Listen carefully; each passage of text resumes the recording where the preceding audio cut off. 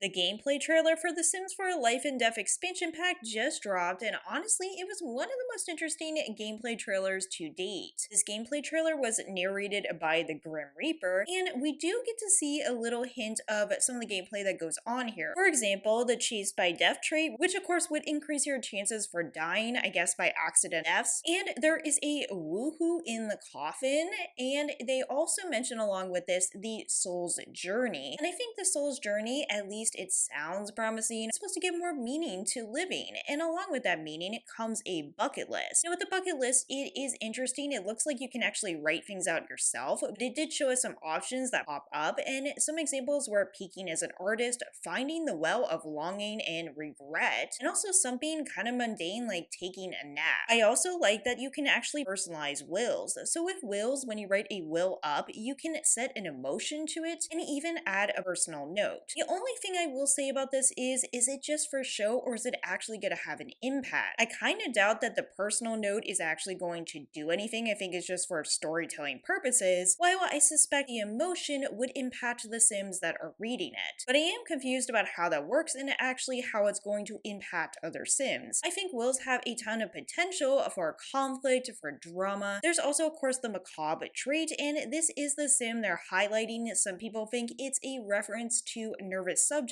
from Sims 2. However, I do suspect that they will have a different name if that is the case. We also get to see a way you can die in action. So one way we can die, we know, is if you have a pet crow and you don't treat it properly. Now, if you do end up dying, this is a feature I think is really neat. You get a choice to become a free roaming ghost or a playable ghost. You can then choose to move on or actually go ahead and live out as a ghost. Now, there's some kind of ghost therapy session or something like that, so I don't know what that's going to entail. There are new desires and powers you can get as ghosts, and what I like about this is you can play the role of a benevolent ghost, kind of a neutral ghost, or even someone who is causing tons of trouble. And one really cool animation right here, in my opinion, is the ability to levitate other Sims and kind of spin them around. Now, you can complete unfinished business as a ghost, and if you want to, you can wander into this mystical lake to be reborn. When you're reborn, you get childhood skills and reward traits. I don't know that many other details just based on this trailer alone. And of course, at the very end of the trailer, they showed that you could try for a baby with Grim Reaper. Overall, I was fairly impressed with the trailer. I wouldn't say we learned tons new beyond the original trailer, but I will say I think the blog post was actually more informational than this trailer. And of course, I always debate in my head, are gameplay trailers actually necessary? Do they help us learn more information?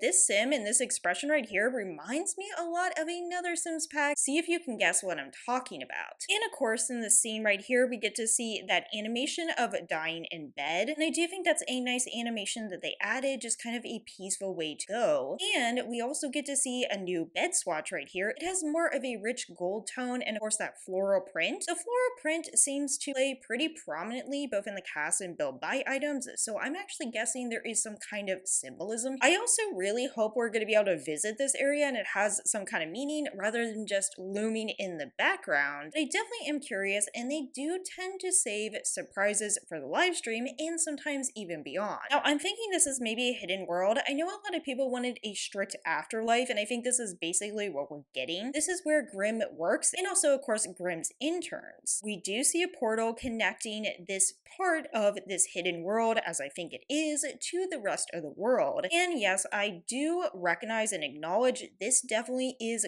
kind of like Realm of Magic. It's the general aesthetic. I am also wondering about the meaning of this fountain right here and what this does. And I'm not gonna lie, this is a pretty awesome Grim Reaper outfit. I'm not saying this is something I personally would use all the time, but I do think it's a very striking design. Also, I just have to admire the bookshelves in the background and the desks. I just think this is gonna have some excellent builds from the build by catalog. I know this isn't everybody's style, but I absolutely love it. So I am curious to see where this actually lies in the world, and I'm assuming this is the same lake where you can go in it to be reborn, unless we get multiple lakes in this world. I do feel like they recycle ideas for kids quite a bit. At the same time, I gotta admit, that swing set is pretty interesting. Also, we get to see a little crow outfit right here. I think that's what it is. It looks absolutely adorable. And I also like this look for child Sims. I think it would even be good what if we had something like private schools, which of course we don't, but you can kind of make that into your storylines. I will say, as far as the other items, I'm not a huge fan of this look right here, but again, variety is key. I don't have to like every single cast item, but more importantly, this does appear to be a space where people probably gather. Granted, not very many Sims, we know how it goes, and this is probably one of those general town square ideas. At least they did something different and added some swings and something to keep other Sims ages in mind. I got to admit, the architecture of this house, in my opinion, is absolutely stunning. Also, notice the unique roof style right here and the little details where it looks like the roof has almost been damaged. I could see some really interesting builds here. My only critique is it's always challenging when they're kind of mixing modern and traditional styles. Now, obviously, I am deeply interested in the soul's journey work right here. I think learning some kind of skills, maybe logic skills, this could be becoming a ghost perhaps. I do hope we get to see a lot of individual choices for the soul's journey and that it is truly unique to each sim. Another area I would like cleared up is I want to know what the connection is with the soul's journey and the bucket list. Clearly there are deep connections, and my guess is the bucket list kind of helps guide you along with the soul's journey. You can let me know what you think. On a less important note, I also really love this dress. I know it's kind of a strange dress. It's definitely not something I would use in everyday fashion, but I feel like they're taking some nice risks with this pack, and I do actually appreciate that. Even though before I said they could take even more risk, and I stand by that, there are some pretty interesting items. With the will, I think there's a lot more we have yet to learn, honestly, but at least it gave us a little teaser of what is to come. We also get to see, of course, that selection of gravestones, which I think is going to be pretty neat. It does seem like this therapy session is meant to help you along with your soul's journey after you have passed, and I like that the idea that the soul's journey does continue after you die. Another thing I should point out is that it appears they're going to have, of course, unique wants right here, and as we can see, some of these include goo waste, ethereal sustenance, otherworldly slumber, and other similar aspects that really do align with the needs that a living sim would have. Of course, a trailer can't show everything, and one thing that definitely was not in the gameplay trailer in detail was funerals. Now, we did see funerals a little bit in the reveal trailer, and I'm sure they are hopefully going to show them off during the live stream. Honestly, funerals, as you know, is my biggest fear for this pack. I have a feeling they could be arranged like My Wedding Stories, and even if they don't have tons of bugs, I just don't really like micromanagement. So overall, I actually really did enjoy this gameplay trailer. I do have some concerns about some things that weren't shown, but it's just frankly impossible to show everything. And I think the cast in build buy is looking really solid,